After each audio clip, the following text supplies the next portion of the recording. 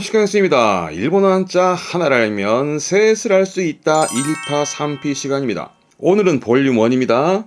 한국어의 음이 같은 한자 위주로 보고 있는데요. 벌써 오늘은 83강. 오늘 보실 건 이겁니다. 네, 그렇죠. 다 아실만한 한자이긴 하죠. 근데 볼륨 1에서 공부하는 가장 큰 이유는 첫 번째 한자는 알고 있음에도 불구하고 이 한자들을 잘 모르고 있다라는, 물론 발음은 다릅니다. 남자고요. 밑에는 용자인데 그 알고 계신 남자에서 위에 뭐 하나 붙어가지고 용이 되어지는, 그러면서 이제 하나 더 부수가 붙으면서 또한 같은 발음의 용이 되어지는 케이스로, 그런 식으로 일본어 한자의 길을 공부를 쭉 해오고 있죠. 이번에 이 자료도 준비하게 된 게 이 한자가 N2부터 많이 보이거든요. 물론 왼쪽의 한자도 N3부터 많이 또 보이긴 합니다만은, 그런데 그 한자들이 아직은 눈에 잘 안 들어온 것 같아가지고 오늘은 정리하게 됐습니다. 그러니까 산의 남자를 아시게 되면 나머지도 연관지어서 볼 수 있으니까 오늘 이 시간을 통해서 이 한자들은 싹 머릿속에 눈에 담아봅시다. 자, 오늘도 공부할 때 그리고 시험 볼 때 자주 보는 한자 볼 테니까 따라오세요. 그렇죠. 산의 남자, 위에는 밭전자에 밑에는 힘력자니까 밭에서 힘써 일하는 사내를 말하는 산의 남자고요. 맞습니다. 발음은 아시나요? 남녀 발음은 네, 난저. 음으로는 난갑니다. 난저.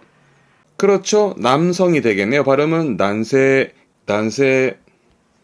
남자죠. 단시. 미남자입니다. 미단시. 말 그대로 미남을 말하는, 일본어에도 미남이라는 의미의 단어가 참 많습니다만은 지금의 비단시를 보는 건 독해 때 보여줄 수 있으니까 보는 건데, 혹시나 여러분들 미남에 대한 다른 표현 아시는 거 있으시면 댓글에 적어주시면 또 같이 단어를 공유하도록 하겠습니다. 그리고 이 미남자 발음을 비단시 하기도 합니다만 간혹은 비난시, 음으로는 난 가기도 합니다. 비난시.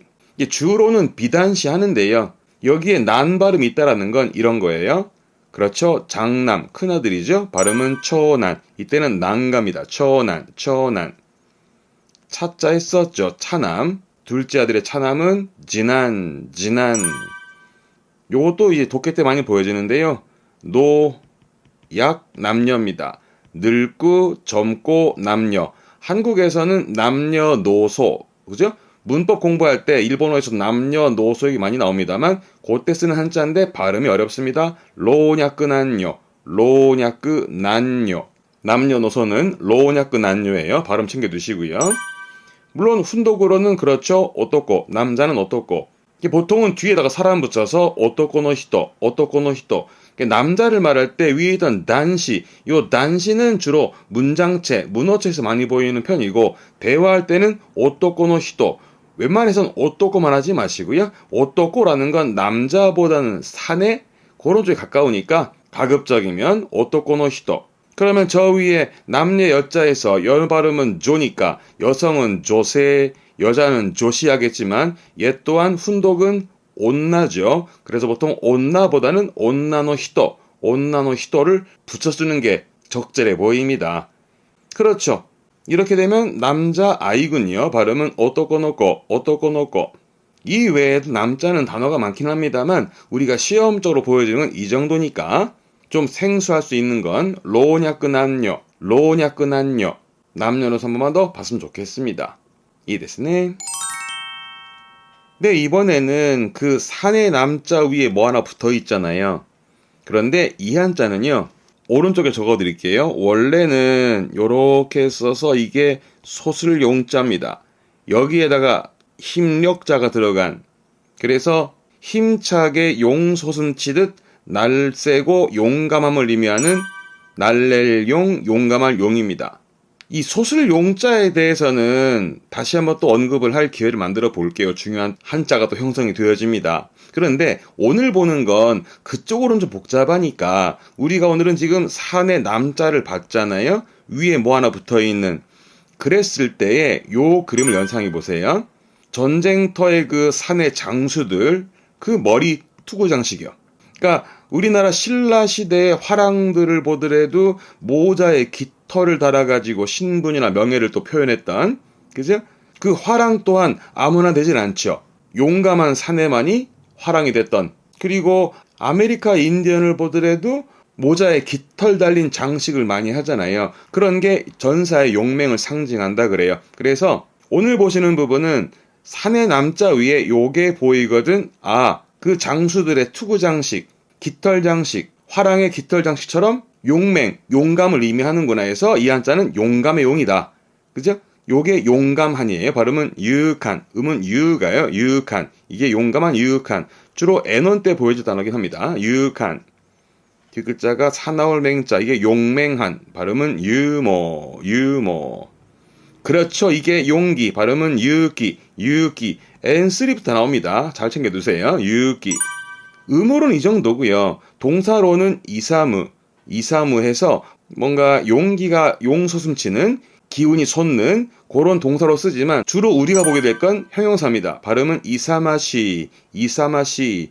N3 때 나오는 부분도 있습니다만은 말 그대로 용감한, 우렁차고 활기찬.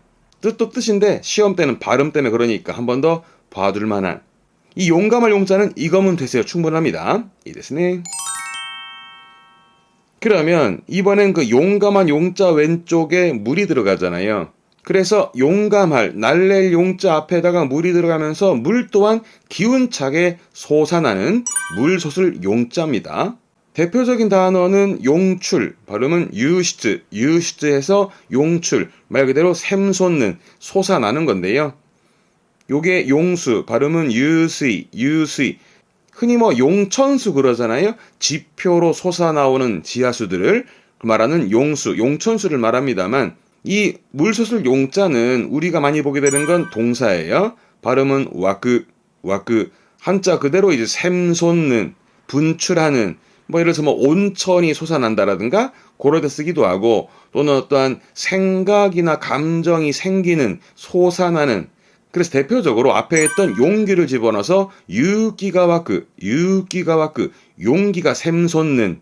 이렇게 되면 용기의 용과 샘솟는 와크를 한꺼번에 외울 수 있겠죠? 유기가와크, 용기가 샘솟는. 그렇게 또 외웠으면 좋겠습니다. 위에 있던 용수잖아요. 그걸 풀어 쓰게 되면 와키미즈, 와키미즈, 용천수를 말합니다만 위에 있던 유스이보다는 와키미즈를 주로 쓰는 편입니다. 그래서 이 한자는 훈독으로 좀 받으면 좋을 것 같습니다. 네, 요거면 됩니다. 이 됐네. 오늘 남자 하나하고 용자 2개 했습니다만 결국은 용자를 보고 싶어서 남까지 본 건데요. 덕분에 하나 더 보는 거죠, 뭐. 자, 맨 처음엔 그죠? 밭에서 힘써 일하는 사내를 말했던 사내 남자. 대표적으로 남녀가죠. 발음은 난저, 난저. 기본은 난도 있습니다만 난 발음도 있다라는 거. 그런 부분도 한번 더 체크해 두시고요. 다음, 사내 남자 위에 요게 있으면 그렇죠. 전쟁터의 그 사내 장수들의 투구 장식을 떠올리시라. 그리고 신라시대의 화랑의 경우에도 모자에 깃털을 꽂아가지고 신분이나 명예를 표했던 그 화랑은 또 아무나 되는 게 아니죠. 용감한 사람이 됐던 그게 용감한 용자, 용기의 용자. 대표로는 용기가죠. 쉽게. 유기, 음으로는 유가입니다. 유기, 유기. 거기다가 삼수 들어가면 물이 기운차게 용솟음치는 물솟을 용자. 대표적으로는 용출가죠. 뿜어져 나오는 용출, 유시즈, 유시즈. 하지만 이 물솟을 용자의 경우에는 훈독의 와크, 그 와크를 꼭 기억해 뒀으면 좋겠습니다. 정리되셨나요? 이 됐네. 오늘의 문제 풀어보시죠. 어떠죠?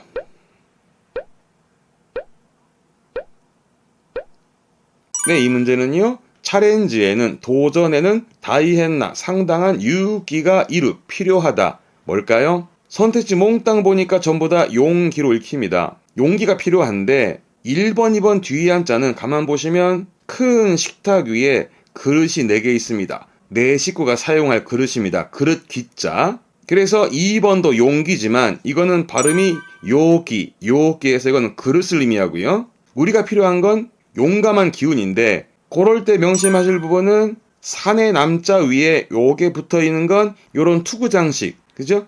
신라 화랑들이 머리에 장식했던 깃털 장식이라든가 아메리카 인디언들의 깃털 모자라든가 그게 용맹을 상징하는 부분이기 때문에 용맹의 용, 용기의 용자. 정답은 3번이 유기, 용기가 되겠습니다. 이 됐네. 자, 오늘은 산의 남자하고 그와 더불어서 용자 2개까지. 오늘 용자의 경우는 그 유기가와 그 용기가 샘솟는 그렇게 좀 묶어서 기억해 두시면 또 쓸모가 있을 것 같습니다. 네, 요즘도 댓글 많이 주시는데요. 좀만 기다려주시면 제가 자료 정리하고 영상 만들고 다시 오겠습니다. 그러는 동안 여러분들은 또 복습 하시고 하시겠죠? 자, 오늘 여기까지입니다. 다음 시간엔 또 다른 한자로 찾아뵙겠습니다. 교와 꼬꼬마대, 교모 츠까레 사마데시다. 데마데마쇼, 사요나라, 사요나라, 사요나라.